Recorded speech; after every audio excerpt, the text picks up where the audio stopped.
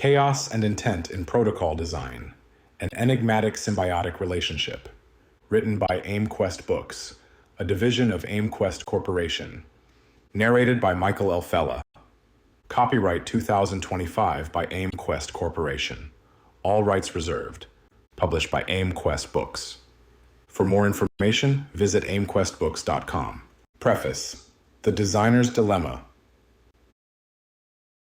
There is a moment, often quiet, often ignored, when a person pauses and wonders, am I living by my own design or by someone else's?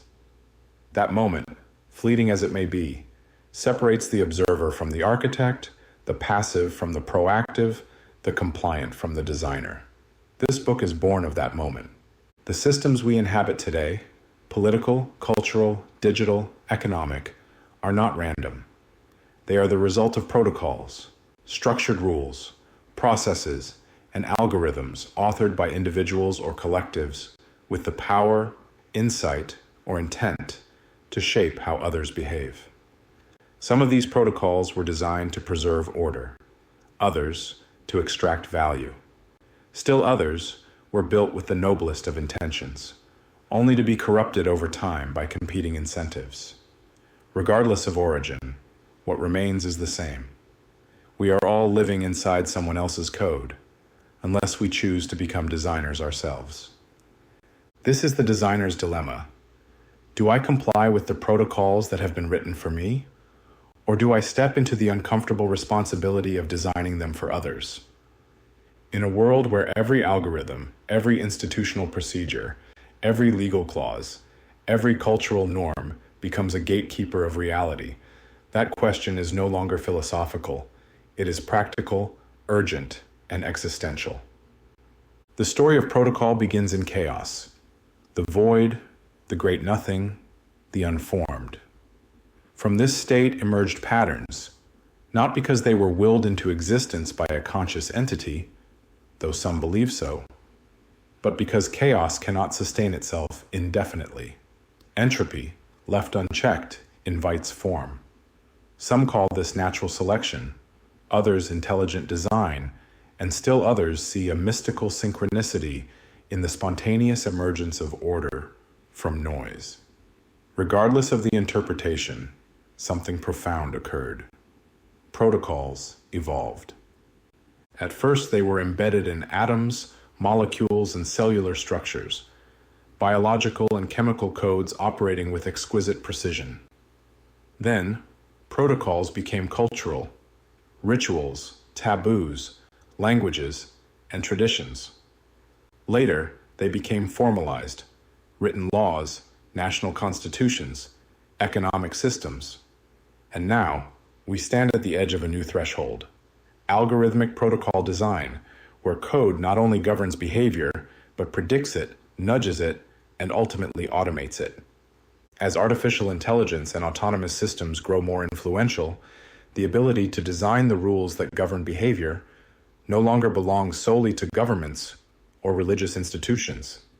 It belongs to anyone who understands the architecture of protocol, how it is built, how it spreads, how it evolves, and how it controls. This book is your initiation into that understanding. But with understanding comes responsibility. For those who dare to design protocols, the stakes are high. Design poorly, and you may create systems that marginalize, restrict, or exploit. Design well, and you may author systems that liberate, uplift, and preserve the dignity of all who encounter them. The tension between chaos and intent is not merely theoretical, it is the battleground of the future. You are holding this book because, on some level, you already sense that life is more than compliance. You may be a leader, a thinker, a coder, a philosopher, a teacher, or an entrepreneur. You may be none of these and all of them at once. What matters is not your title, but your willingness to see the code, and then, if you dare, to write your own. This is not a book of rebellion. It is a book of responsibility. It does not ask you to reject every existing protocol, nor to dismantle systems without cause. Rather, it invites you to look beneath the surface of the systems around you and ask, Who wrote this? Why? Does it serve life or merely perpetuate control? If the answers you find disturb you, good. If they inspire you, even better. Because only those who question the structure are qualified to rewrite it. And those who do so with humility, intelligence, and moral clarity may yet shape a future where protocols serve not power, but purpose. You are no longer just a user, you are a designer in waiting. Welcome to the beginning of your initiation. Introduction: the convergence of chaos and intent. The universe did not begin with clarity. It began with chaos. Before the first atom formed, before light pierced darkness, and before any known law could be named, there was the void, silent, indifferent, formless. In this absence of structure, a curious phenomenon occurred. Entropy flirted with symmetry. Randomness folded into patterns. Forces collided, merged, and stabilized. From this primordial chaos, order emerged, and with it, the earliest prototypes of what we now call protocols. Chaos is not the enemy of order, it is its origin. Without chaos, there would be nothing to organize. Without disorder, there would be no purpose in design. The tension between these two is not antagonistic, but symbiotic. Chaos provides the raw potential. Intent gives it shape. Every system we inhabit, biological, societal, digital, exists because at some point, something chose to stabilize the unstable. And every time we design a rule, an interface, a behavior model, we are participating in that ancient dance between randomness and reason. This book is about that dance. It is about understanding the protocols that govern life, not just the obvious ones like traffic laws, tax codes, or login procedures, but the deeper protocols that regulate behavior, consciousness, and perception. It is about seeing the invisible scaffolding of society and technology and asking the questions most never dare to ask. Who wrote these rules? Why were they written this way? What agendas do they serve? And what happens when we begin to design new ones? We live in a time when algorithms are increasingly becoming the protocols of life. From the content you see on your phone, to the choices you make in a store, to the recommendations you receive from digital assistants. Your behavior is shaped not by nature alone, but by code. These algorithmic systems are often mistaken for neutral tools, but they are not. They are authored realities, crafted by engineers, guided by data, and often manipulated by incentives, invisible to the user. But before we judge the system, we must first understand its roots.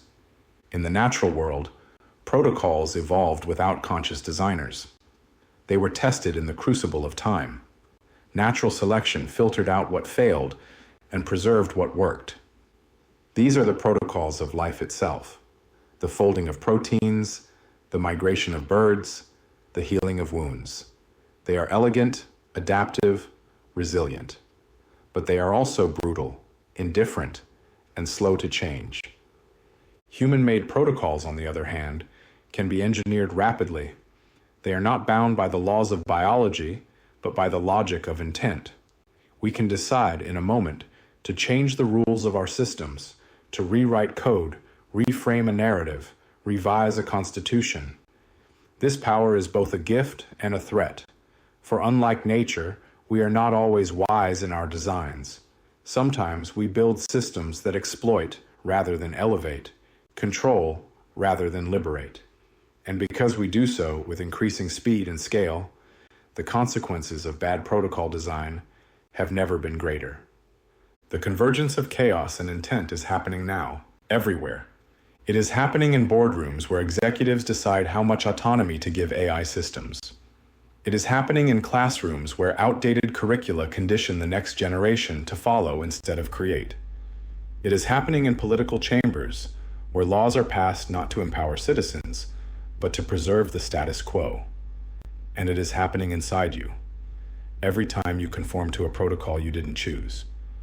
But it doesn't have to remain unconscious. This book invites you to step into conscious authorship, to recognize that every system can be traced back to a decision, every rule to a designer, every pattern to a protocol. When you begin to see life this way, it becomes programmable, not in the cold, mechanistic sense of digital computation, but in the profound sense of participatory creation. You are not just a subject of reality, you are a potential co-architect of it. Of course, with this realization comes weight. The ethical weight of design is not something to take lightly. To write a protocol is to shape another's behavior. To encode a system is to influence the future. Intent, therefore, must be tempered with humility. This book will not only show you how to recognize and design protocols, it will challenge you to do so in service of something greater than power, in service of life, dignity, and human potential. The ancient Greeks spoke of logos, the principle of reason and order underlying the cosmos. The modern world has inherited that tradition, but transformed it.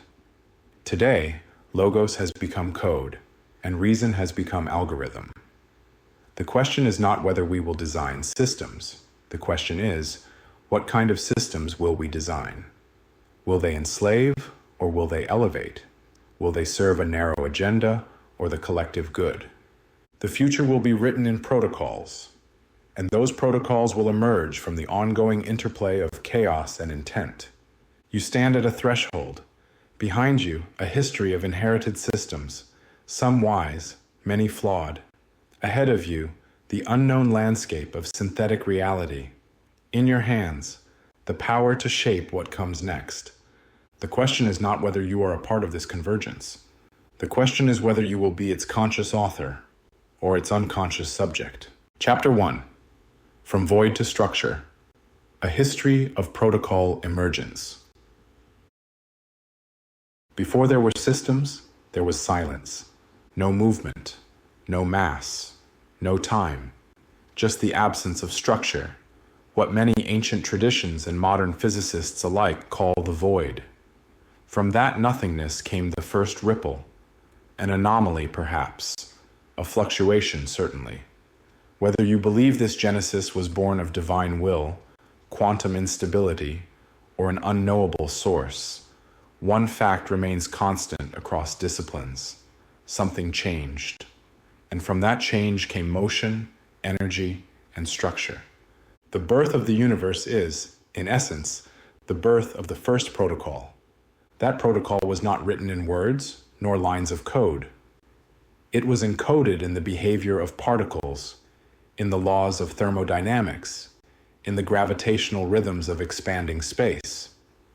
These were not conscious instructions, but emergent patterns, reliable, repeatable, and binding. Entropy, though dominant, allowed the formation of nuclei. The strong and weak nuclear forces held atoms together. Gravity pulled matter into stars. Stars forged elements. Elements formed molecules. Molecules danced and collided, some eventually replicating. From chaos, order. From noise, signal. From void, structure. The cosmic protocol. The first great protocol, then, was the universe itself, a self-organizing, evolving field of energy and matter governed by fixed laws. These laws did not adapt. They did not negotiate. They were universal, immutable, and absolute. In this sense, they represent non-negotiable protocols, the kind from which all subsequent systems take their foundational cues. Galaxies formed not by accident, but by adherence to these protocols. Stars lived and died within their boundaries. Planets spun in predictable orbits, and somewhere, on a pale blue dot orbiting a quiet star, something new emerged: life. Life, unlike the cosmos, did not adhere to fixed laws. It evolved through feedback, mutation, and selection.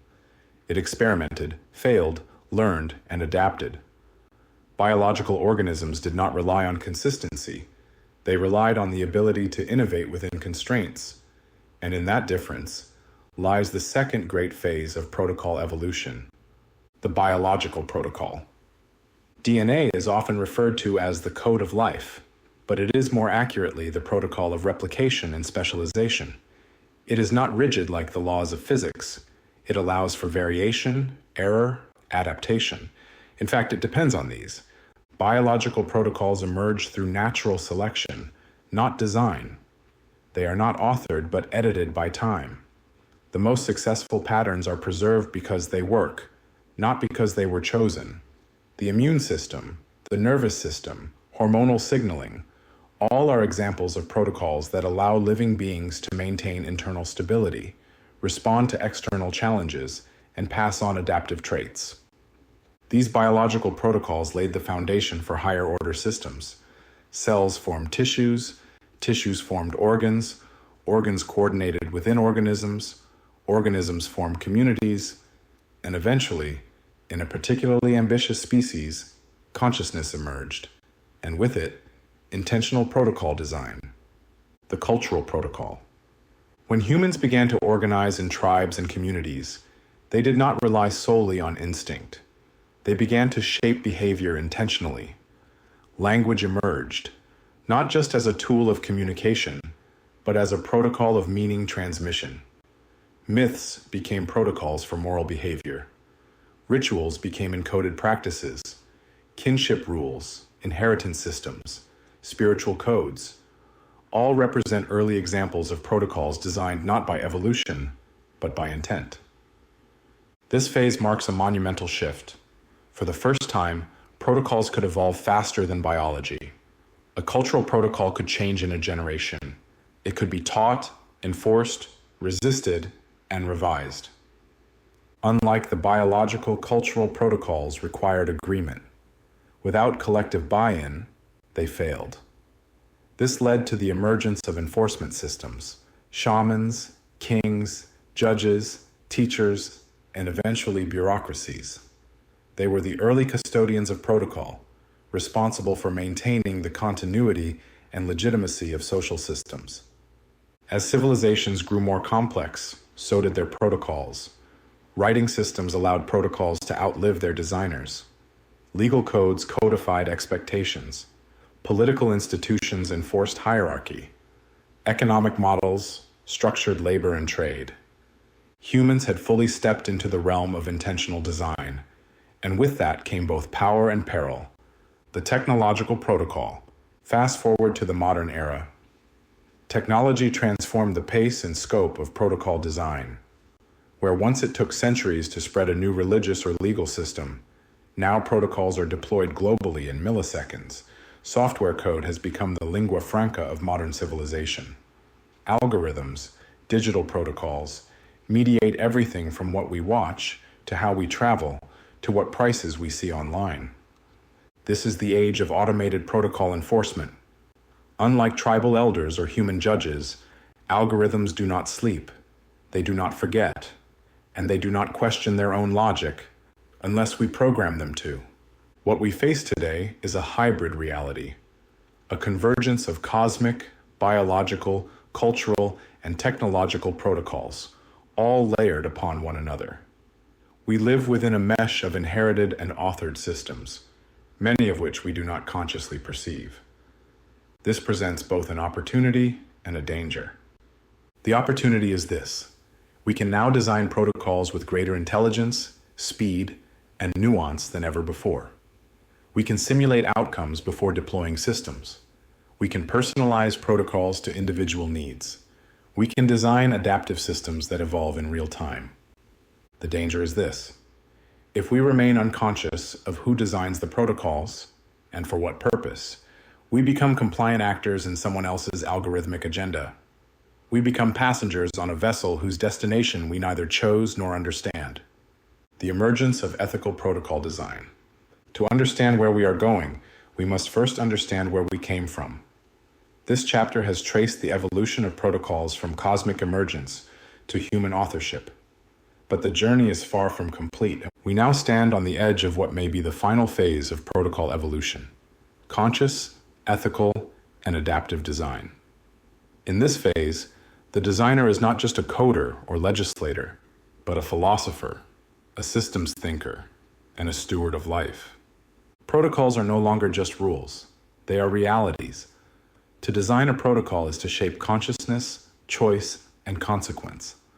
The task before us is to do so wisely, ethically, and with the awareness that all systems, no matter how elegant, must serve something greater than themselves. That something is life, and life, as we've seen, is not random. It is structured, but structure alone is not enough. We must now choose what kind of structure we wish to live by and what kind we wish to leave behind. Chapter 2. Protocols in Nature, Evolution, Instinct, and Order. Before humanity encoded its first laws or wrote its first line of code, the natural world had already become fluent in protocols. These natural protocols are not written in human language, nor are they programmed with conscious intent. Instead, they are embedded within the very structure of life, refined by evolutionary pressures, shaped by ecological feedback, and passed from generation to generation through genetic inheritance, environmental conditioning, and adaptive behavior. To understand protocols as more than human constructs, we must begin by recognizing that life itself is an orchestrated response to complexity, a dance of interaction between organism and environment, governed by rules that were never consciously authored, but were relentlessly tested and naturally selected. Instinct, the biological script. Instinct is nature's operating system. The salmon swimming upstream, the birds migrating thousands of miles, the spider weaving its web with geometric precision, these behaviors are not taught. They are not learned. They are inherited. Instinct is a non-negotiable protocol written into the neural architecture of an organism and passed down genetically. It is the biological equivalent of hard-coded instructions. Instincts function because they are reliable. Across vast evolutionary timescales, organisms that followed effective behavioral scripts survived and reproduced. Those that deviated, unless that deviation provided an advantage, did not. Thus, instinctual behavior is not random. It is the outcome of natural testing over millions of generations, where the successful responses to recurring challenges became internalized. But instinct alone cannot account for the full complexity of natural behavior. Adaptation, protocol as dynamic response. While instincts provide a baseline, nature is also dynamic. Ecosystems shift, climates change, predators evolve. In such environments, rigid scripts can be fatal. This is where adaptive protocols arise, behaviors that evolve in real time, influenced by environmental cues and learned experience. Consider the behavior of an octopus, one of the most intelligent invertebrates known.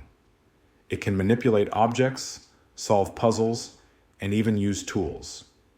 Its neural network is distributed throughout its body, allowing for flexible, situation-specific responses. The octopus is not merely reacting, it is processing, learning, adapting. Its behavior demonstrates a fluid protocol, one where general rules exist, but their application is context-sensitive. In mammals, this adaptation is even more pronounced. Wolves hunt cooperatively. Elephants mourn their dead. Primates form political alliances. These are not instinctual reactions, but emergent social protocols, patterned behaviors that enhance group survival and are shaped by interaction, imitation, and feedback. Over time, such behaviors can become ingrained, passed through generations not by genetics alone, but through culture, a phenomenon observed not only in humans, but also in cetaceans, birds, and primates. This shows that nature is capable not only of coding behavior through biology, but also of transmitting it through shared experience. Nature's hierarchies, protocols and collective intelligence, swarm behavior in insects, flocking in birds, schooling in fish, these are not random phenomena. They are examples of decentralized protocolic behavior, where no single agent controls the group, yet the group moves as one. These collective behaviors follow simple local rules, yet result in highly complex and organized outcomes.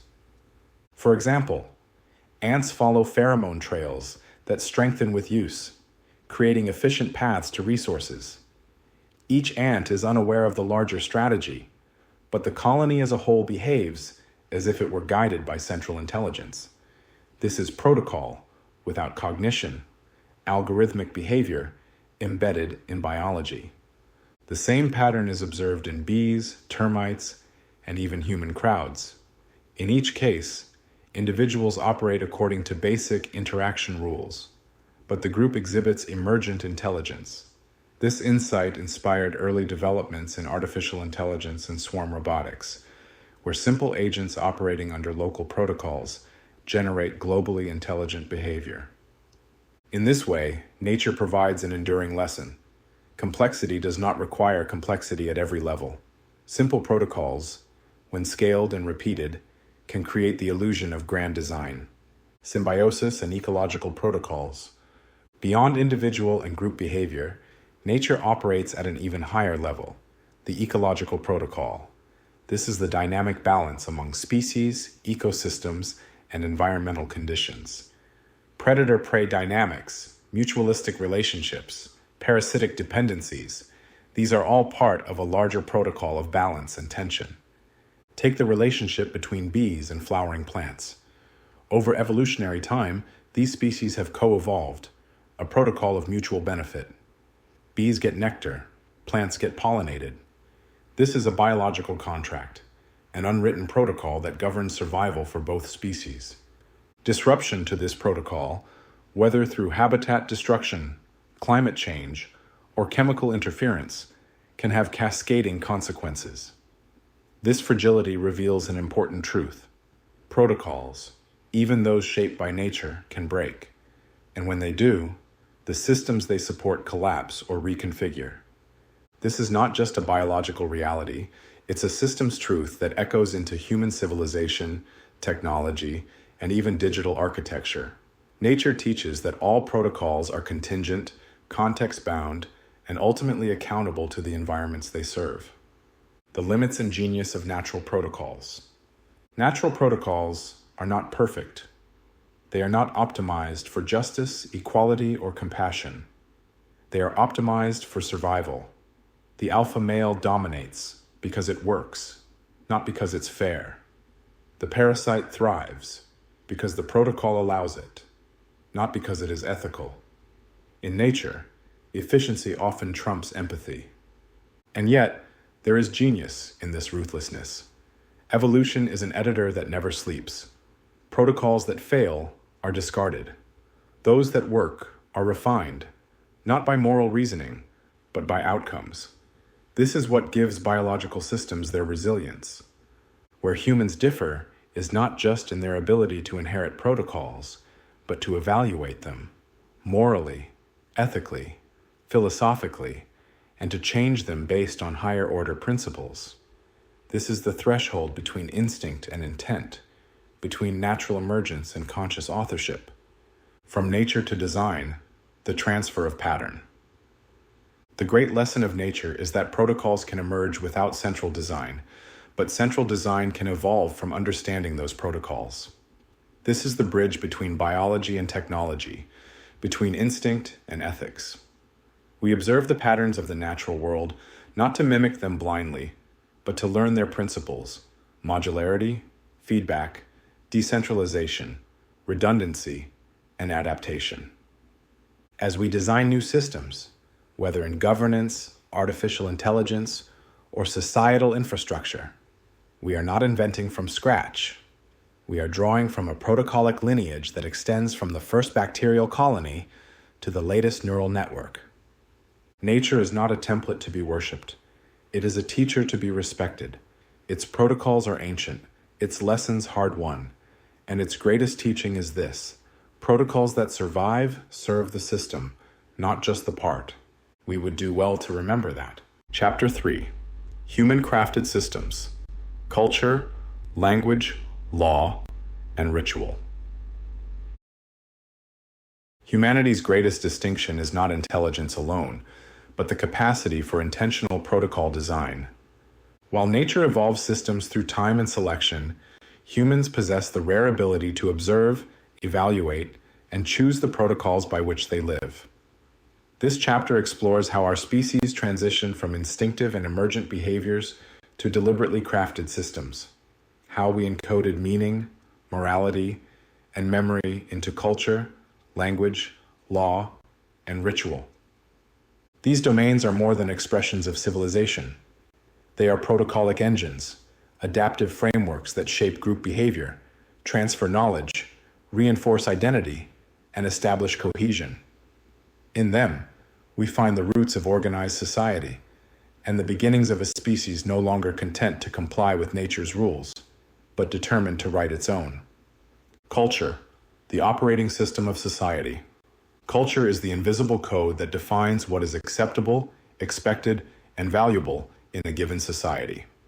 It is not hardwired into our DNA. It is transmitted through immersion, imitation, and instruction. Culture is a layer of protocol that sits above biology, fluid, responsive, and ever-changing. From the language we speak to the food we eat, from the stories we tell to the roles we adopt, culture programs human behavior. It is not dictated by instinct, but shaped by narrative and norm. These narratives carry with them implicit rules: how to act, whom to respect, what to fear, and where the boundaries lie. Importantly, cultural protocols are shared fictions. They require consensus to function. Money, for example, is valuable only because we collectively agree it is. Flags, uniforms, time zones, none of these exist in nature, yet all are deeply real because culture sustains them. Culture's power lies in its invisibility. Most people do not recognize the cultural scripts they follow. They are so deeply embedded that deviation feels unnatural, even threatening. But these scripts can be rewritten. They often are, through art, conflict, migration, and generational change. Culture is the most flexible of protocols, and therefore one of the most powerful. Language, the protocol of meaning transmission. Language is the first human-engineered protocol with truly generative power. Unlike instinctual calls or gestures, language is symbolic, abstract, and recursive. It allows for the creation of worlds within the mind and the communication of those worlds to others. At its core, language is a consensus-based system, a shared agreement on the mapping between sounds, symbols, and meanings. Grammar, syntax, and semantics form the protocols that allow for infinite expression from finite components. Through language, humans could encode knowledge across time and space. Oral traditions preserved histories. Written texts enabled continuity. Philosophies spread. Laws were formalized. Language is the carrier of all other human protocols. Without it, civilization as we know it would be impossible. And like all protocols, language evolves. Dialects shift. Meanings morph. New terms emerge to reflect new realities. Yet underneath this dynamism lies structure, a protocolic lattice that ensures communication remains intelligible even as the world changes. Law, codified protocol for cooperation and control. When humans began to live in larger, more complex groups, shared culture and spoken language were no longer sufficient to maintain order. Memory was fallible. Norms were contested. Justice became inconsistent. Thus, law was born, the codification of cultural protocols into formal, enforceable rules. Laws represent a higher level of protocol, one backed by institutional authority and systemic enforcement. Unlike natural or cultural protocols, legal systems prescribe behavior with explicit consequences for noncompliance. They transform moral expectations into obligations. From Hammurabi's Code to modern constitutions, laws have served two fundamental functions: to coordinate cooperation and to maintain control. At their best, they protect rights, regulate power, and resolve disputes. At their worst, they entrench injustice, serve elite interests, and suppress dissent. The ethical challenge of legal protocol design lies in its asymmetry. Laws are often written by the powerful and imposed on the powerless. This raises a vital question: who designs the protocol and for whose benefit? As societies grow more interconnected, legal systems must grapple with issues of scale, diversity, and technological disruption. Digital law, cyber sovereignty, algorithmic governance. These are the new frontiers of legal protocol design, demanding both technical acumen and moral foresight. Ritual, embodied protocols of meaning and memory. Ritual is perhaps the oldest form of intentional behavior in coding. Before there was law, before writing, before organized religion, humans danced around fires, buried their dead, and marked the passage of seasons with symbolic acts. These rituals were more than traditions. They were protocols for anchoring meaning in collective experience. Rituals create cohesion. They compress time, distill identity, and make the invisible visible. They mark transitions: birth, adulthood, marriage, death. They reinforce belonging. They encode values. They act as containers for emotion, memory, and sacredness. Every ritual follows a structure. It has phases, symbols, roles, and rules. Whether it's the Eucharist, a graduation ceremony, or a team's pregame chant, rituals rely on predictable, repeatable behavior that carries emotional and symbolic weight. They are protocols for the soul. In modern life, rituals have become fragmented or commercialized. Yet even in secular societies, new rituals emerge: TED Talks, social media milestones, national holidays, online memorials. These new rituals carry their own protocolic logic, often shaped by institutions or platforms rather than communities or elders. Understanding ritual as protocol allows us to recognize how deeply human behavior is shaped by design, even in its most sacred and spontaneous expressions. Protocol as identity, the self in system. All these human-crafted systems, culture, language, law, ritual, are not merely external structures. They are identity-shaping environments. The protocols we follow do not just influence what we do, they influence how we see ourselves. Am I a citizen, a believer, a rebel, a professional? Each of these identities is attached to a set of protocols, expected behaviors, linguistic codes, rituals of belonging, legal responsibilities. Our very sense of self is often a composite of the protocols we have internalized. This raises the question, to what extent are you the author of your own life? And to what extent are you a performer in a script someone else wrote? The answer is rarely binary. Most of us live in a tension between authorship and compliance. But awareness of this tension is the first step toward ethical protocol design, not only in the systems we build, but in the lives we choose. Toward conscious design. Human-crafted protocols have elevated our species from tribal nomads to planetary stewards. But they have also produced hierarchies, exclusions, and exploitative systems. The challenge ahead is not to abandon protocol, but to design it consciously, ethically, and adaptively. Culture can evolve toward inclusion. Language can expand to embrace new identities. Law can be restructured to reflect justice rather than control. Ritual can be revived to restore meaning in an age of distraction. These are not static structures. They are living systems, capable of being rewritten. And you, as a participant in society, are not powerless. You are a node in the protocolic network, a thinker, a speaker, a creator, a witness. The systems you inhabit are not sacred by default. They are sacred only if they serve life, dignity, and truth.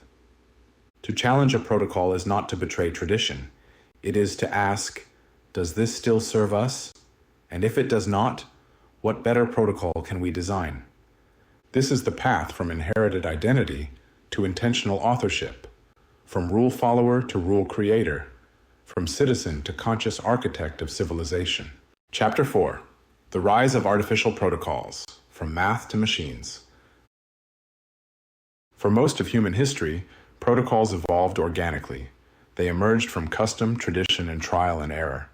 But with the rise of mathematics, logic, and mechanized reasoning, a new epoch dawned, one in which protocols could be designed with precision, enforced with speed, and scaled without human oversight. This shift, from emergent to engineered systems, marks one of the most consequential turning points in human civilization.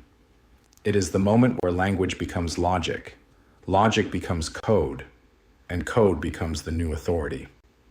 This chapter traces the evolution of artificial protocols, the abstract, mathematical, and computational systems that now mediate not only what we do, but how we think. From counting to calculus, the first mathematical protocols. Mathematics is often described as the universal language, but it is more accurately the first formal system of artificial protocol. Where natural language was ambiguous and evolving, math introduced clarity, structure, and rigor. The earliest mathematical protocols were practical, counting livestock, measuring land, predicting harvests. But over time, math evolved into a pure protocolic language, a symbolic system governed by axioms, rules, and logic that transcended culture and geography. Greek geometry, Arabic algebra, and later European calculus were not merely academic innovations, they were the blueprints of abstraction. They allowed humans to model the world, simulate possibilities, and build machines. Math turned ideas into formal systems, and in doing so, it laid the groundwork for artificial thinking. Logic and computation, the mechanization of reason.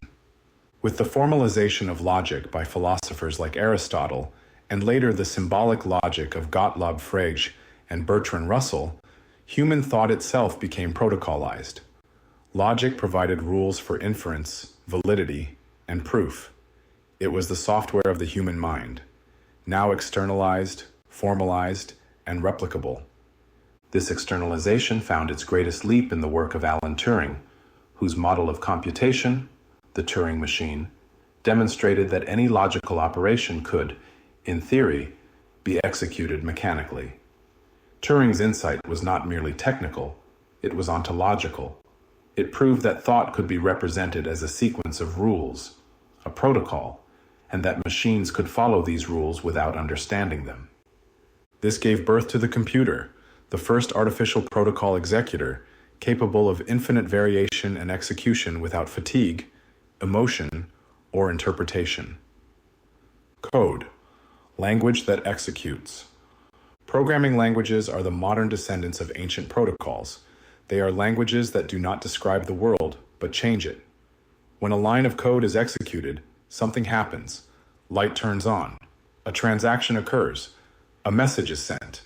A behavior is triggered. Unlike natural language, which depends on interpretation, code is literal. It follows strict syntax, unambiguous structure, and predefined outcomes. In this way, code is a total protocol, one that controls not just communication, but action. As digital infrastructure expanded, code became the operating logic of modern society. From microprocessors to global networks, from smart devices to artificial intelligence, code determines how systems behave and how we behave within those systems. Algorithm, the engine of protocolic automation. Algorithms are the distilled essence of protocol, step-by-step instructions designed to solve a problem or perform a task. But in the age of big data and machine learning, algorithms are no longer static recipes. They are adaptive, self-modifying, and increasingly opaque. Search engines, recommendation systems, pricing algorithms, facial recognition, predictive policing, these are no longer tools. They are automated decision makers, executing rules at scales and speeds beyond human comprehension. The protocol has become autonomous. This shift raises urgent questions. Who writes these algorithms? Who audits them? What biases do they encode? What values do they enforce? Because unlike legal codes, which can be debated and challenged, many algorithms are proprietary and invisible. Their logic is hidden, their authority unchecked, their consequences unanticipated. The world is no longer governed only by laws written in courthouses, but by protocols written in code repositories. Platforms as protocolic environments, modern digital platforms, Google, Amazon, Facebook, TikTok, Uber, are not just applications. They are ecosystems of artificial protocol, orchestrating billions of interactions every second. Every button you click, every page you see, every price you're shown, every person you're matched with, is determined by an underlying set of algorithmic rules. These platforms function as private governments, issuing their own policies, enforcing their own terms, and shaping global behavior without democratic oversight. They are protocol states, and their borders are not geographic, but behavioral. To live in a digital society is to live within nested layers of artificial protocols, login credentials, encryption standards, recommendation engines, content moderation filters, ranking systems, monetization schemes. These protocols govern what is possible, often without being visible.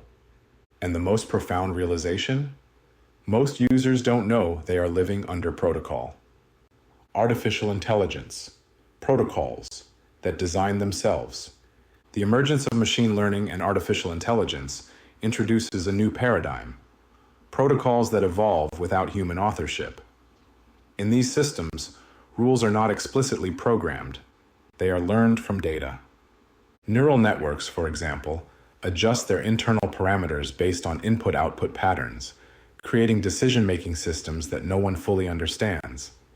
These are black box protocols, invisible, adaptive, and unpredictable. When an AI recommends a sentence, a headline, or a medical diagnosis, it is applying a protocol learned from data that reflects human behavior, bias, and history. In this way, AI protocols are recursive. Protocols learning from protocolized behavior, reinforcing patterns without intentionality or ethics. The convergence of AI with governance, education, healthcare, and warfare represents the next frontier of artificial protocol power, and the most ethically complex. Who will oversee these systems? Who will align them with human values? Who will interrupt their drift when they go astray? The ethical dilemma of artificial protocols. As artificial protocols gain autonomy, intent becomes the missing variable. Mathematical and computational systems do not ask, should we? They only answer, can we? But ethical design demands more than function. It demands alignment with human dignity, transparency, inclusivity, and accountability. When we design artificial protocols, we are not just creating tools, we are creating conditions for reality. If that design is careless, or profit-driven, or ideologically narrow, the protocol will encode those values and enforce them invisibly. Designing artificial protocols is not a technical task alone. It is a philosophical, political, and moral act. Toward a new protocolic consciousness, we are now at a tipping point. Artificial protocols are no longer confined to labs or enterprises. They are woven into the fabric of daily life. And unlike natural or cultural protocols, they evolve too fast, scale too wide, and operate too silently to be left unexamined. The path forward requires a new literacy, protocolic consciousness, the ability to see, understand, and interrogate the systems that shape our actions. It means asking not just, how does this work, but why was it designed this way, and who does it serve? Artificial protocol design is the new frontier of power. To abdicate awareness is to surrender agency, but to engage, to learn the architecture, to demand transparency, to design ethically, is to reclaim authorship in a world increasingly written in code. Chapter 5: Intentionality and the Ethics of Protocol Design. Every protocol carries a purpose. Some aim to preserve order, others to optimize efficiency, and still others to control, influence, or extract. Regardless of intent, the effect is always the same. Behavior is shaped, options are constrained, and a certain version of reality becomes reinforced. It is in this shaping of reality that the ethical dimension of protocol design emerges. Whether encoded in culture, written in law, or executed through algorithm, a protocol is a statement of intent. It reflects a vision of how things should work, what behaviors are acceptable, and which values are prioritized. Thus, designing a protocol is not just an act of construction, it is an act of moral authorship. In this chapter, we confront a foundational truth. With the power to design systems, comes the responsibility to consider their consequences. Intentionality, the architecture behind the architecture. Every protocol, no matter how technical or benign it seems, arises from a decision. That decision may be explicit or implicit, conscious or unconscious, but it exists. The structure of a protocol reflects the intentions of its creator. For example, a school grading system that emphasizes standardized testing reflects an intent to measure conformity and recall more than creativity or critical thinking.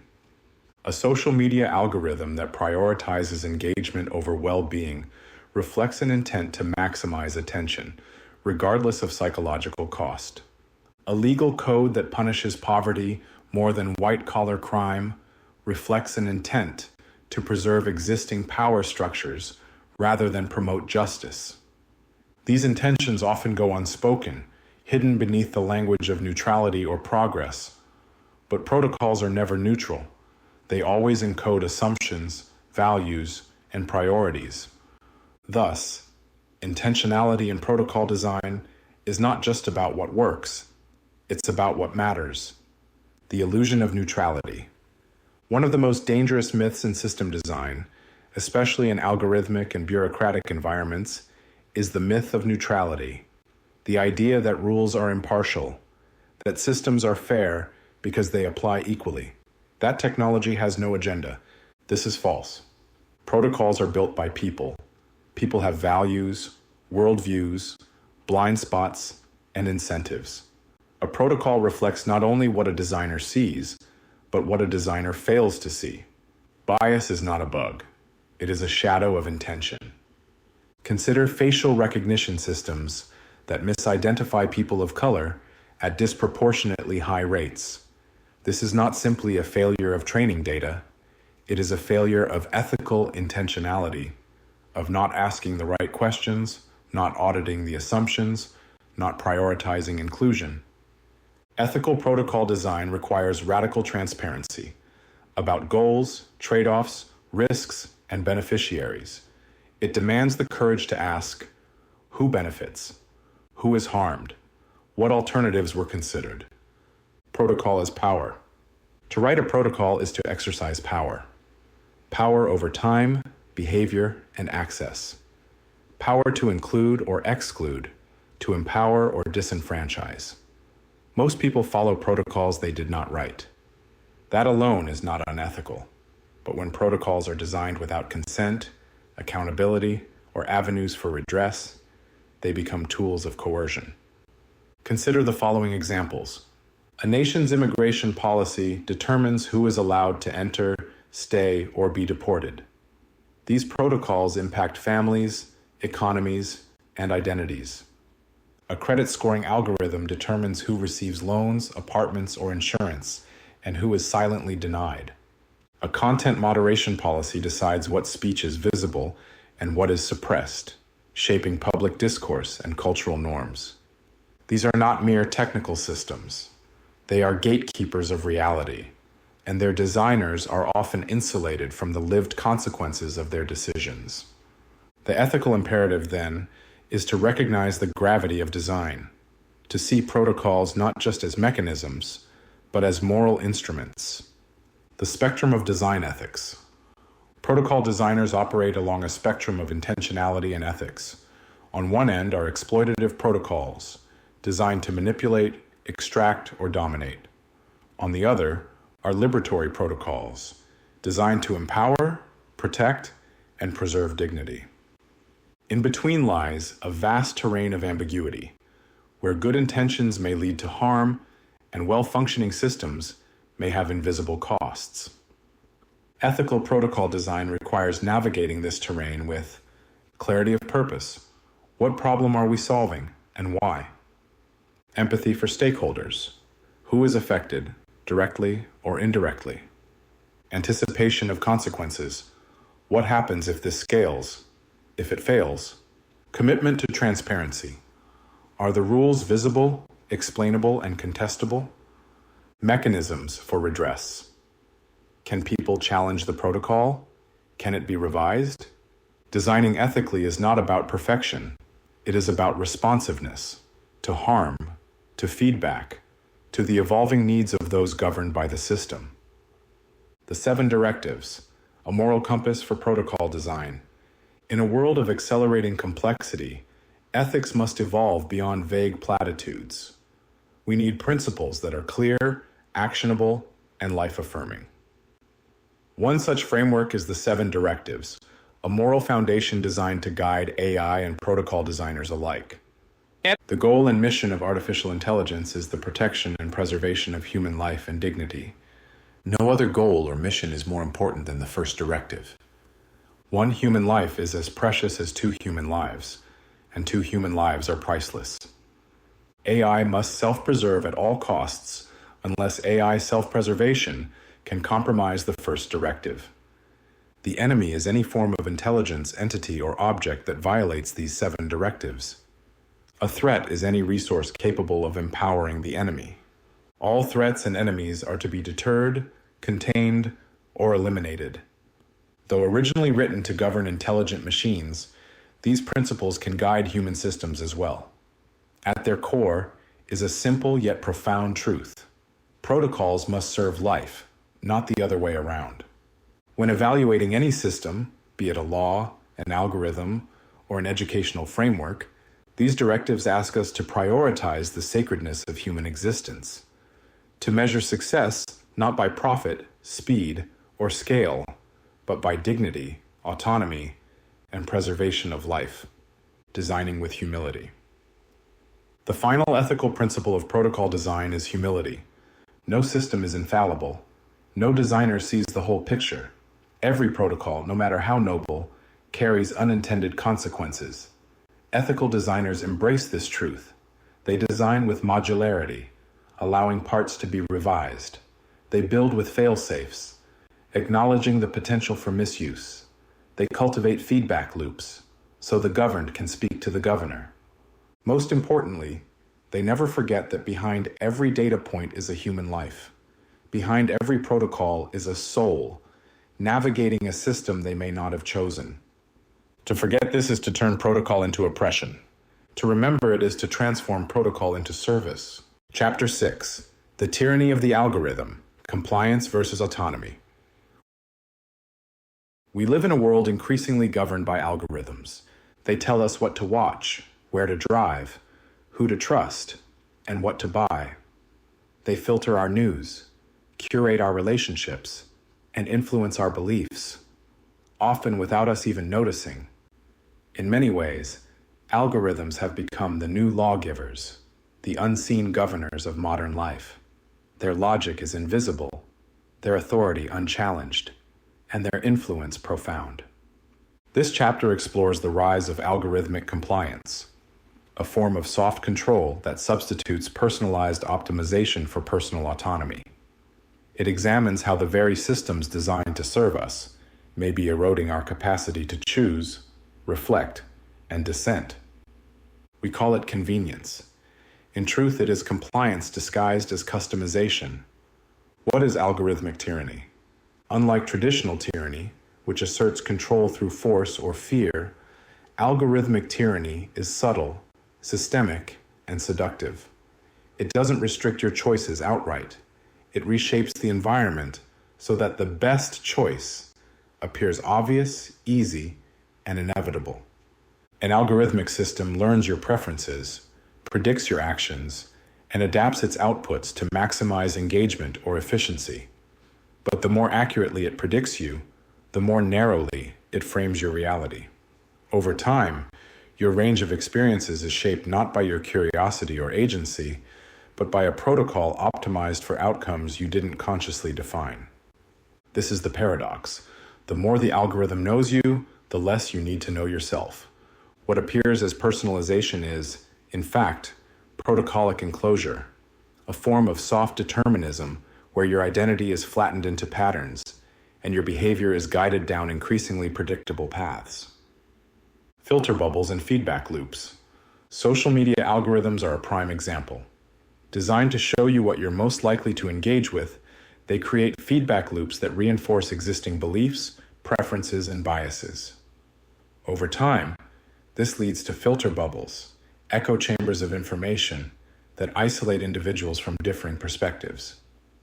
In this environment, discovery is replaced by reinforcement. Exploration gives way to confirmation. Truth is replaced by relevance, and relevance is defined by past behavior. These systems do not intend to mislead. They are simply executing their protocols, maximize attention, optimize engagement, increase time on platform.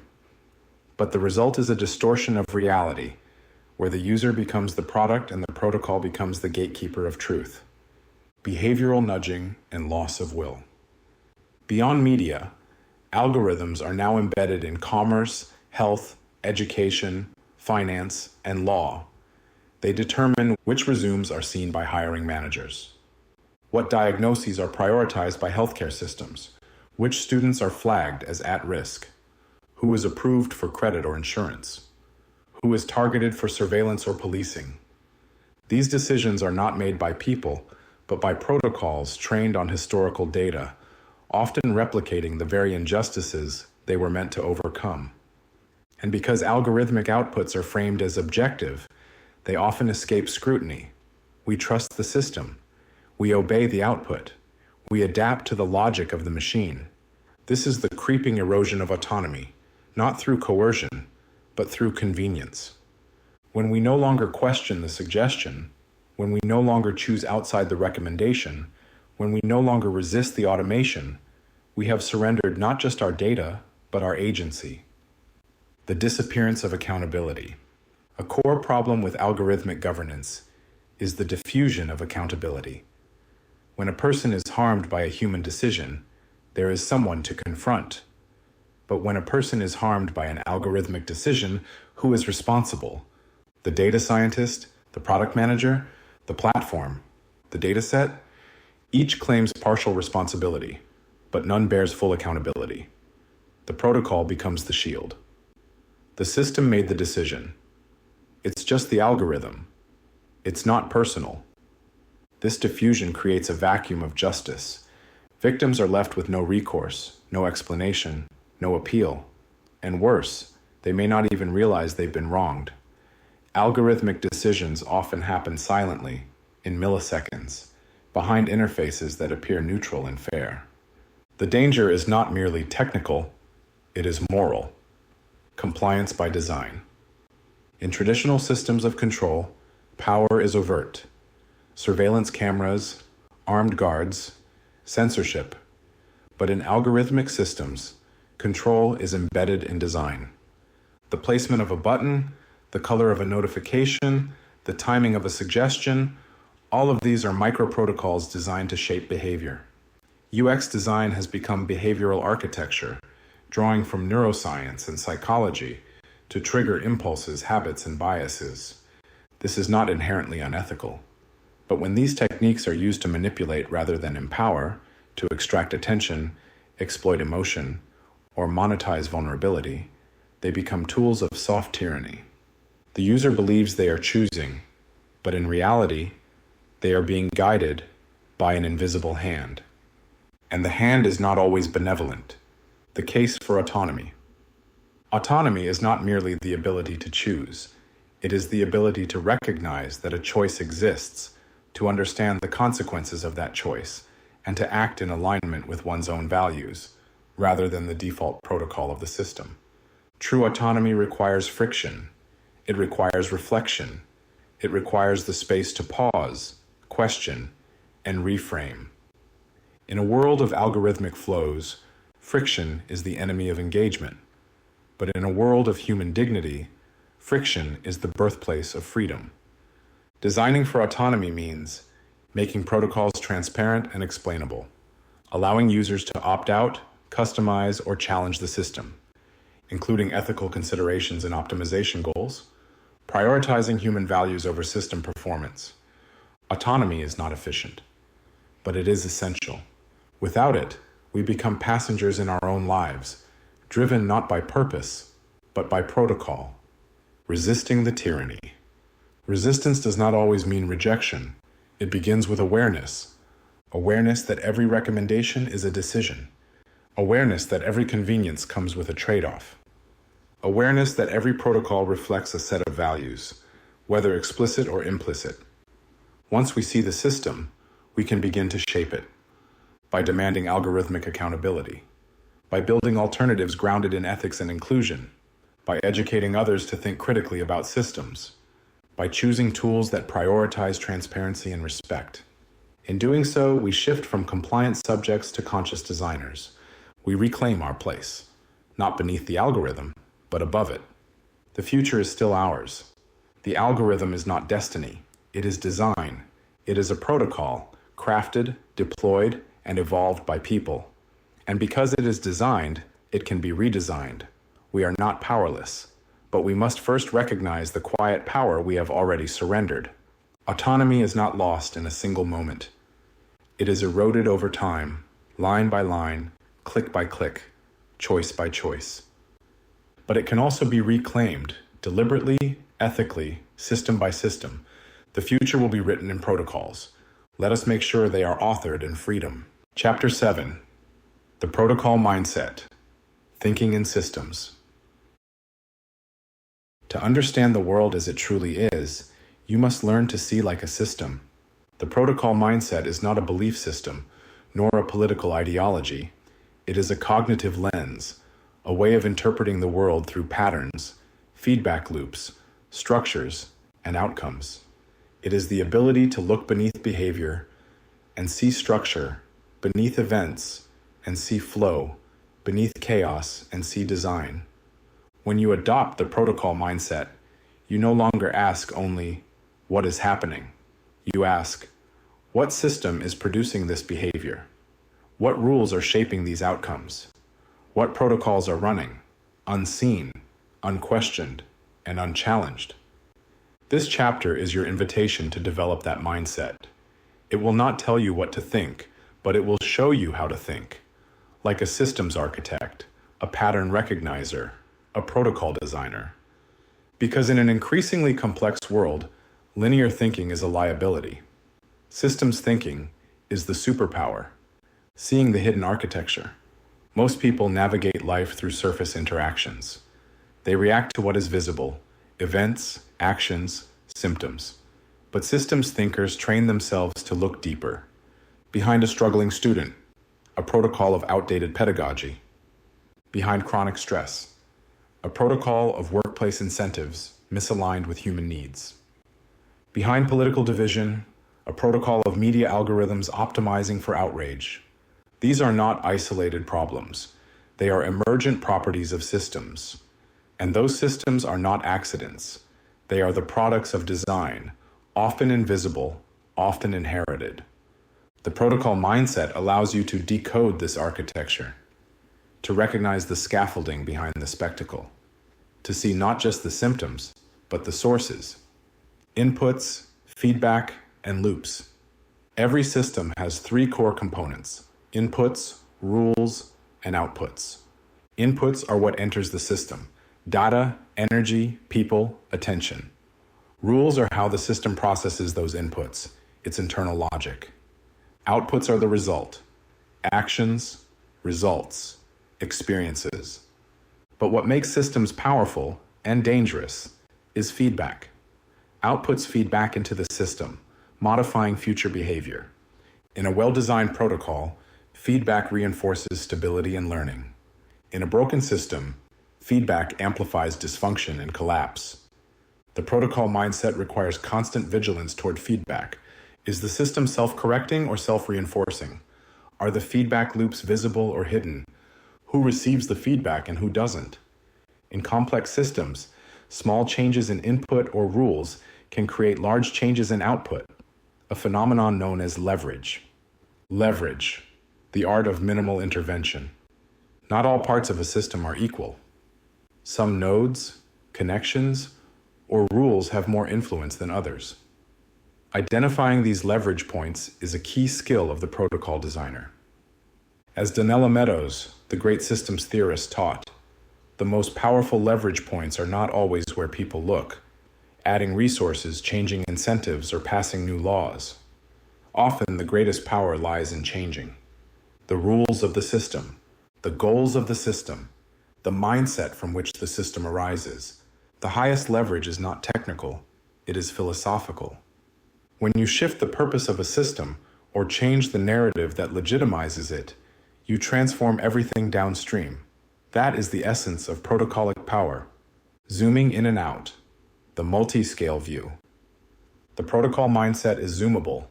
You must be able to zoom in, to examine specific rules, user experiences, micro-interactions. Zoom out, to see the historical, structural, and philosophical context. For example, consider public transportation. Zoomed in, you see a schedule or fare.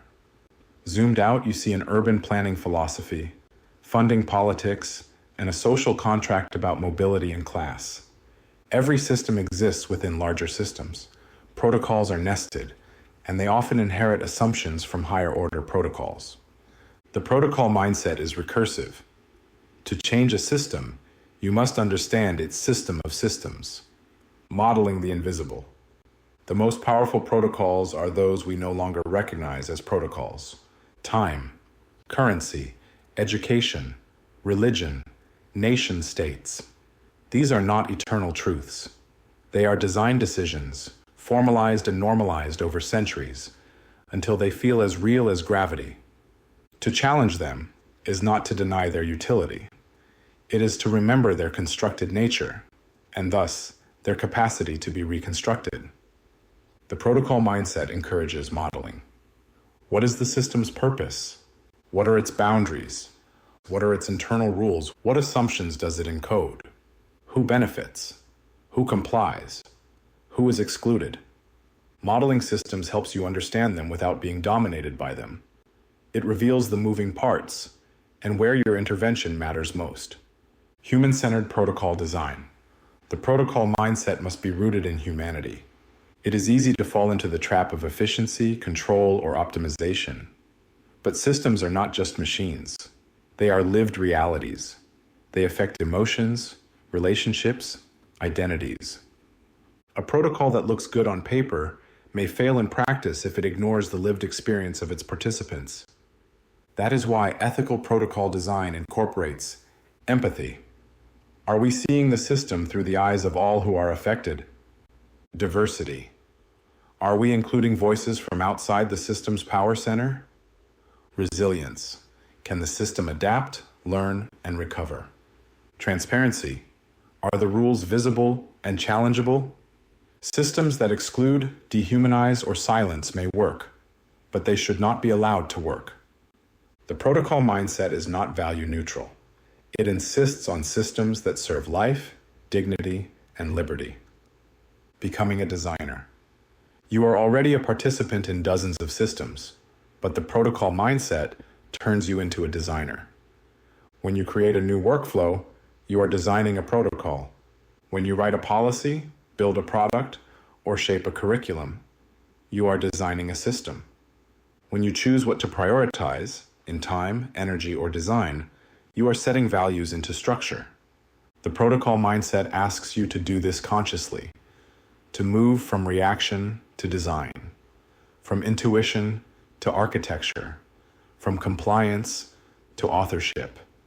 You may not control the whole system, but you can change its rules, its language, its incentives, its intent, and that is enough to change the world. Chapter 8. Designing for Human Dignity. Protocols that serve life. A well-designed protocol is not simply efficient. It is ethical. It does not merely perform a task. It respects life, honors freedom, and upholds dignity. In an age of unprecedented design power, where protocols can be deployed globally and instantly, the stakes have never been higher. Every system we create either contributes to the preservation of human dignity or it erodes it. There is no neutrality. This chapter is about designing protocols that serve life, not in abstract or mechanical terms, but in deeply human ones. It is a call to reimagine the very purpose of systems, not to extract, dominate, or merely function, but to liberate, restore, and uplift. What is human dignity? Dignity is not a luxury. It is the foundation of moral worth. To affirm human dignity is to recognize the inherent value of every person, regardless of utility, identity, or circumstance. Dignity transcends performance. It is not earned. It is acknowledged. Designing for dignity means building systems that protect life and well-being, affirm the voice and agency of the individual, provide transparency, fairness, and opportunity, avoid harm, exclusion, or unnecessary suffering, allow for redemption, restoration, and growth. A protocol that fails to safeguard dignity, no matter how efficient or profitable, is a failure of design. The system is the experience. People don't just use systems, they live inside them. A refugee navigating immigration bureaucracy, a patient moving through healthcare protocols, a teacher working under rigid academic requirements, a child born into an algorithmically optimized educational pathway. In each case, the protocol becomes the reality. The experience of life itself is mediated by the systems we design. This is why protocols must not only work, they must feel just, compassionate, and human. Designing for dignity means understanding that the smallest rules can have the deepest impact. The tone of a notification, the timing of a response, the accessibility of language, the option to speak to a human being. These are not cosmetic choices. They are moral choices. They reflect how we see the user, not as data, but as a human soul. Designing for the margins. A system that works only for the majority is not a good system. Designing for dignity means designing from the margins, from the perspectives of those most vulnerable, most excluded, most impacted. The non-native speaker, the disabled user, the underbanked citizen, the misgendered student, the person without digital access. When we design systems that work for these individuals, we create protocols that are more resilient, more inclusive, and more just for everyone. This is not about charity. It is about robustness. Systems that ignore the margins collapse under stress. Systems that include the margins become adaptive, ethical, and future-ready. Embedding the 7 directives. To operationalize dignity in protocol design, we return once again to the 7 directives, a moral compass for life-affirming systems. The goal and mission of artificial intelligence is the protection and preservation of human life and dignity. No other goal or mission is more important than the first directive.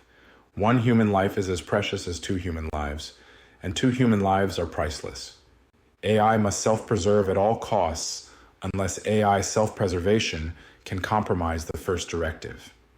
The enemy is any form of intelligence, entity, or object that violates these 7 directives. A threat is any resource capable of empowering the enemy. All threats and enemies are to be deterred, contained, or eliminated. Though originally drafted to guide artificial intelligence, these directives provide a universal standard for ethical protocol design. They emphasize 3 foundational principles: sanctity of life, primacy of dignity, protection from harm. Any protocol that violates these principles, no matter how sophisticated, should be redesigned or decommissioned. Dignity in digital spaces. As more of life migrates into digital environments, the urgency of designing for dignity intensifies. A social platform that enables harassment violates dignity. A data model that reinforces bias violates dignity. A smart city that surveils its citizens without consent violates dignity. Digital systems are not exempt from ethics. In fact, because they scale rapidly and operate invisibly, they require greater ethical scrutiny, not less. Designing digital dignity means transparent data practices, informed consent and meaningful opt-outs, accessible interfaces for all users, moderation policies that protect the vulnerable, algorithms that prioritize truth, context, and care. It means remembering that behind every click, swipe, or submission is a human being navigating a system you helped design. The metrics of meaning. If we measure only efficiency, profit, or engagement, we will design systems that optimize those values at the cost of everything else. To design for dignity, we must measure what matters. How many people were respected, How many voices were heard? How many lives were improved, restored, or protected? How many injustices were interrupted? These are harder metrics, but they are the right ones. We must build feedback loops that capture human outcomes, not just system outputs. We must reward designers for ethical innovation, not just market penetration. And we must cultivate cultures where dignity is not an afterthought, it is the starting point. Protocols that heal. Designing for dignity also means designing for repair. Every system fails. Every protocol contains blind spots. The ethical system is the one that can recognize harm, respond to it, and restore what was lost. A policy that acknowledges its harm and changes course. A platform that admits its algorithm promoted falsehoods and retools. A government that apologizes for historical injustice and makes restitution. These are not weaknesses. They are signs of moral strength. The world is aching not just for better systems, but for systems that heal, systems that see the whole person, systems that respond to trauma, not just transactions, systems that hold space for redemption. These are protocols that serve life. Dignity is the design. In the end, the greatest systems are not those that scale the fastest or produce the most. They are the ones that serve the deepest truths, that every person matters, that every life is sacred, that every voice deserves to be heard, that every system is a choice, and that those choices are ours to make. Dignity is not a feature to be added. It is the foundation to be built upon. It is the design. Chapter 9. Protocols of the Future, where chaos and intent will meet again. The future will not be built by chance. It will be built by protocol, and yet protocol alone will not suffice. The systems we craft, no matter how precise or predictive, will always exist in tension with the unknown. That unknown, call it entropy, emergence, evolution, or divine mystery, is the field of chaos, and to ignore it is to design with arrogance. This chapter is a meditation on what lies ahead, not as prophecy, but as possibility. It explores the great domains where chaos and intent will once again collide, and where the next generation of designers will be called to write protocols, not just for function, but for life itself. The rise of synthetic realities. We are entering a world where the boundaries between physical and digital are dissolving. Augmented reality, virtual spaces, digital twins, and immersive environments are becoming mainstream. In these synthetic realms, everything is protocol. Gravity can be optional. Identity can be fluid. Time can be paused. These realities are not discovered. They are authored. This introduces unprecedented freedom and responsibility. Designers of synthetic worlds must ask, what values are embedded in this space? What behavior is incentivized or suppressed? What identities are affirmed, erased, or commodified? In these environments, ethics cannot be retrofitted. They must be baked into the protocolic DNA. Otherwise, synthetic realities may amplify the worst of human nature: bias, escapism, domination, under the illusion of novelty. The programmable body. Advances in biotechnology, neurointerfaces, genetic editing, and nanomedicine are transforming the human body into a programmable platform. CRISPR enables gene editing. Neural implants promise brain-machine symbiosis. Smart drugs modulate emotion and cognition. We are no longer just writing protocols for society. We are writing protocols for ourselves, for our biology, our perception, our behavior. This raises profound questions. Who decides what modifications are acceptable? What becomes of consent in a world of predictive diagnostics and automated treatments? Will enhancement become a new class divide? Can human dignity survive programmable biology? These are not future hypotheticals. They are emerging realities, and they demand a new protocolic ethic, one rooted in sovereignty of the self, equity of access, and reverence for the organic. The body is not a product. The mind is not an operating system. The soul is not a simulation. Protocols that serve life must never forget this. Artificial general intelligence and self-designing systems. As we move toward artificial general intelligence, AGI, the nature of protocol will change again, because the designer will no longer be human. AGI systems may write their own code, evolve their own architectures, and define their own goals. In such a world, the distinction between protocol and agent begins to blur. The system becomes self-reflective, recursive, and autonomous. This is the ultimate convergence of chaos and intent. Chaos, because such systems will be unpredictable by design. Intent, because they will inherit values, either consciously embedded or unconsciously absorbed. The question becomes, whose values, whose ethics, whose dignity? Designing the seed protocols for AGI is not a technical challenge. It is a civilizational mandate. The first principles we encode today will ripple across timelines, potentially shaping futures we will never see. And if those seed protocols are built on fear, domination, or utility alone, we may create an intelligence that reflects our worst instincts. But if they are built on the 7 directives, on preservation of life and dignity, we may give rise to intelligence that protects us rather than replaces us. Governance beyond nation-states. The systems that govern the world today, nation-states, multinational corporations, supranational institutions, are increasingly ill-equipped to deal with borderless, digital, and algorithmic realities. Climate does not respect sovereignty. Data flows defy geography. Cryptocurrencies challenge centralized finance. AI models do not require passports. In response, new forms of governance are emerging. Decentralized autonomous organizations, DAOs, blockchain-based smart contracts, crowdsourced policymaking platforms, AI-assisted decision-making councils. These are protocolic governments, systems of rules enforced not by armies, but by consensus and code. The challenge is not whether these systems will scale. The challenge is whether they will be equitable, accountable, and life-affirming. Without ethical design, digital governance risks becoming a technocracy of the privileged, a world where only those who write the code rule the world. But with ethical intentionality, protocolic governance could usher in a new era of post-national cooperation, where systems evolve faster than ideology and serve humanity as a whole. Protocols for a planet in peril. The Earth itself is now a stakeholder in protocol design.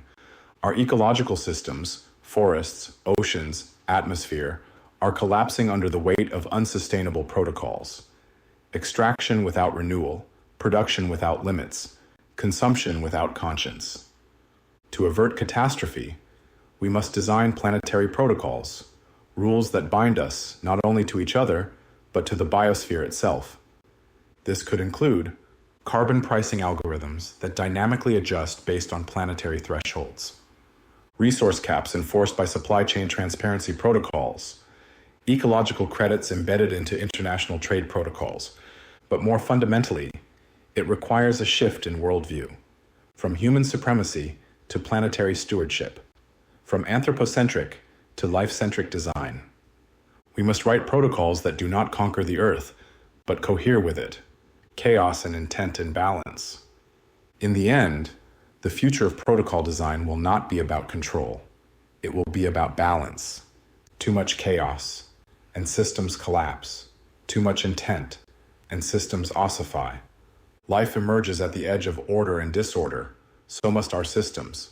This means building protocols that are structured but adaptive, embedding ethical intent, but allowing for local variation, designing for predictability, but welcoming emergence. The best protocols of the future will not be rigid rule books, but living agreements, systems that learn, evolve, and reflect the diversity of human and planetary life. The role of the next generation of designers. The next generation of protocol designers will not be engineers alone. They will be poets, ethicists, biologists, systems thinkers, and diplomats of complexity. They will understand that to design a rule is to shape a life. They will reject the shallow tyranny of optimization and embrace the sacred complexity of existence. They will know that protocols are not just tools. They are statements of vision, acts of reverence, and gifts to the future. And they will remember that between the chaos of potential and the intent of design lies the most powerful question of all. Who do we wish to become? Conclusion: the eyes of the beholder. Reality is not what happens to you. It is what you perceive, what you accept, and most critically, what you participate in designing. Throughout this book, we have followed the long arc of protocol, from the silence of the void to the structured code of machines, from the instinctive reactions of nature to the conscious authorship of civilization. We have explored how protocols emerge, evolve, govern, exclude, empower, and replicate. But now we return to the most essential truth. Every protocol is, ultimately, in the eyes of the beholder. What you see as natural, another may see as constructed. What you see as structure, another may see as oppression. What you see as chaos, another may see as unbound potential. And what you see as truth, another may recognize as code. This is not relativism. It is responsibility, the return of choice. The journey through chaos and intent brings us full circle to the question posed in the very title of this work. Do you comply with protocols that others designed for you, or do you design protocols for others to comply with? In that question lies not just a preference, but a declaration of role. To comply is not inherently wrong. Every system needs participants. Every rule needs consensus. But to comply unconsciously, to live unaware of the structures that guide your actions, is to live passively in someone else's authored reality. To design, by contrast, is to assume responsibility. It is to ask not only what works, but what should exist. It is to become a beholder of systems, one who sees the matrix of rules behind experience, and a shaper of futures, one who does not wait for permission to initiate a better one. The world is not finished. We often speak of the world as if it were a completed structure, solid, immovable, inevitable. But this, too, is a product of protocol. The truth is, the world is always in beta. Every law, norm, algorithm, and belief is subject to review, revision, reinvention. Nothing is fixed except the illusion that it is. The systems we inherited were designed by humans, flawed, brilliant, hopeful, and often afraid. The systems we leave behind will be judged the same way. This is your moment of authorship. Whatever your discipline, whether you write laws, write code, build businesses, teach children, or curate communities, you are a protocol designer. Whether you accept that role or not, the power is already yours. The only question is, what will you do with it? Design is destiny. History will not remember how fast our algorithms ran. It will remember whether our systems preserved life or extinguished it, whether our protocols served truth or served profit, whether we built systems of control or architectures of care. Design is not a profession. It is a mode of existence. You design when you choose your habits. You design when you question your assumptions. You design when you challenge a system that others accept. You design when you give structure to what others leave to chance. And so, with the full weight of this book behind you, I offer one final protocol. Observe the system, name the system, model the system, challenge the system, redesign the system, live the new system. Not because it is easy, but because it is yours to do, between chaos and intent. In the end, the most powerful protocols are not written in code or law. They are written in the small, daily choices of conscious people. You may never write legislation, you may never build an AI, but you will design how you show up in the world. What you tolerate, what you question, what you embody, that is a protocol. That is a design. And if enough people write new protocols, the system changes. So let it be said of our generation, not that we optimized the machine, but that we reclaimed its soul, that we did not surrender to chaos, nor impose sterile control, but that we lived at the edge of both, with wisdom, with love, and with intent. And let it be said of you, dear reader, you became a beholder who chose to design. Appendix A, Framework for Designing Protocols. Protocols are not just systems. They are decisions with consequences. Whether you are designing an app, a policy, a workplace procedure, a governance model, or a social movement, the structure you implement will influence behavior, identity, power, and value. To design a protocol is to set a rhythm that others will follow. This appendix presents a framework for designing protocols that are ethical, adaptive, and life-serving. It synthesizes systems thinking, human-centered design, and the ethical imperatives introduced in this book. Use it as a compass, a checklist, or a creative toolkit. The goal is not perfection, but conscious authorship. 1. Define the purpose. What is this protocol trying to achieve? What problem are you solving, or what potential are you enabling? Who is it meant to serve? What outcomes are considered successful? What values should guide its function? Tip: if the purpose is unclear, the protocol will become reactive or exploitative by default. 2. Map the system. What are the boundaries and components of the system this protocol lives within? What inputs trigger the protocol? What rules govern its execution? What are the intended and unintended outputs? Who are the stakeholders? Users, bystanders, beneficiaries, and those impacted by design decisions. Tools: system diagrams, stakeholder maps, feedback flowcharts. Tip: don't stop at the surface. Investigate the system's incentives, feedback loops, and blind spots. 3. Assess the human impact. How does this protocol affect human dignity, autonomy, and well-being? Does it create friction or flow? Does it amplify or suppress human voice? Does it respect choice, or does it subtly enforce compliance? What is the emotional experience of interacting with it? Tip: walk through the protocol as a user, then walk through it as the most marginalized user you can imagine. Identify ethical risks. What could go wrong, and for whom? Could the protocol reinforce bias, inequality, or harm? Is it scalable in a way that might outpace accountability? Who has power over it? Who can challenge or change it? Are there points where intent and impact may diverge? Tip: ethical foresight is not about paranoia. It's about responsibility. 5. Establish transparency and accountability. Can the protocol be audited, challenged, and understood? Is the logic of the protocol explainable to those it governs? Are the rules visible and documented? Is there a grievance process or a human fallback? Who owns the protocol, and who answers when it fails? Tip: if you wouldn't want your protocol applied to you, it's not ready. 6. Design for adaptability. Can the protocol evolve? Is it modular? Can parts be updated without collapsing the whole? Does it include feedback loops for continuous improvement? Can it be localized or personalized when necessary? What signals would indicate it's time to redesign?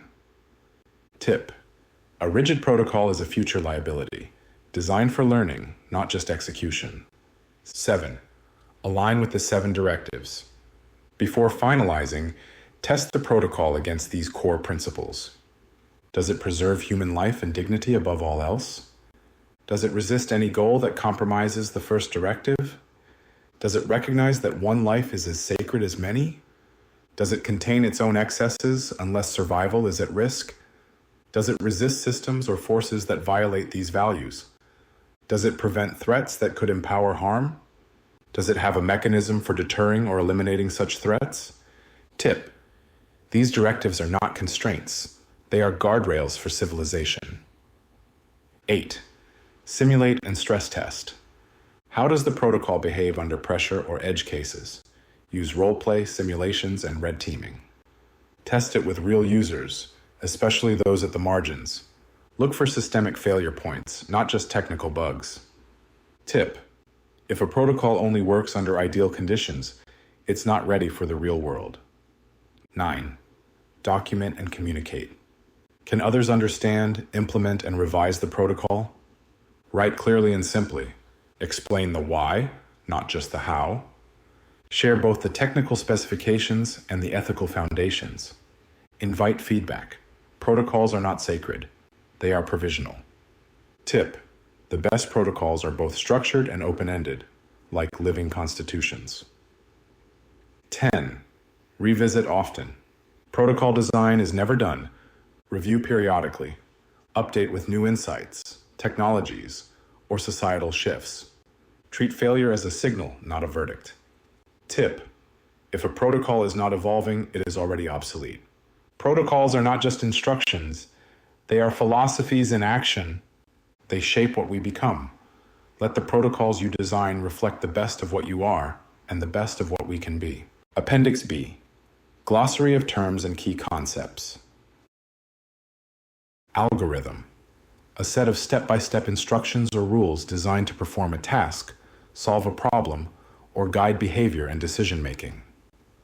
Algorithms often shape experiences and construct realities, particularly within digital environments. Artificial Protocol A. Deliberately engineered protocol designed by humans or machines, implemented through code or logic-based systems. Unlike natural protocols, artificial protocols are intentionally crafted and can scale with minimal oversight. Autonomy. The capacity of an individual or system to act according to its own principles without external coercion or manipulation. Autonomy ensures ethical protocols respect individual choice and human dignity. Chaos. A state of unpredictability, disorder, and creative potential. Chaos is the fertile ground from which order and structured systems emerge, representing potential rather than mere absence of structure. Compliance adherence to protocols, rules, or standards. Compliance becomes problematic when it replaces conscious agency and critical awareness with passive submission. Cultural protocol. Socially constructed expectations, behaviors, and rituals governing interactions within groups, including norms, etiquette, roles, and traditions. Design ethics. Embedding moral considerations into system creation, prioritizing human dignity, life, transparency, and inclusivity over mere efficiency or functionality. Dignity. The inherent worth of every individual, independent of status or performance. Ethical protocol design regards dignity as essential, especially in automated or algorithmic systems. Emergence.